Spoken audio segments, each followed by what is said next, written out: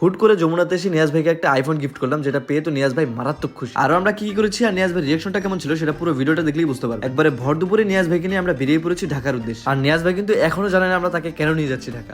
নিয়াজ ভাই একটা phone gift করবো, নিয়াজ ভাই জানে না ভাই, তুমি জানো?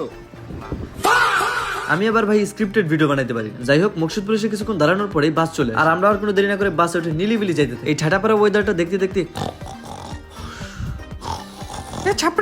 ঘুমায় পড়ছিলাম। যাই হোক, তো এই চারিপাশ দেখতে দেখতে আর আমার মতো রুগা সুগা কিছু সিঙ্গারা খাইতে খাইতে আমরা ঢাকায় পৌঁছে যাই। এরপরে এখান থেকে একটা সিএনজি নিয়ে আমরা ধুমতাকটা ঘিতা দিতা করতে করতে যমুনার কাছে চলে আসি। গুণ 2 গুণ 3 গুণ, ও ভাই প্রফিট হইছে। বে লাইনে চলে তবে এখন সঠিক লাইনে চলে আসছি, মানে আমাদের সেই চেনা পরিচিত আইম্যাক বিডিতে। মোটামুটি 1 থেকে 2 ঘন্টা ঘাটাঘাটি করার পরে আমরা 15+ সিলেক্ট করি। নিয়াজ ভাই তো ইমোশনাল হয়ে একদম আমাকে জড়িয়ে ধরছে।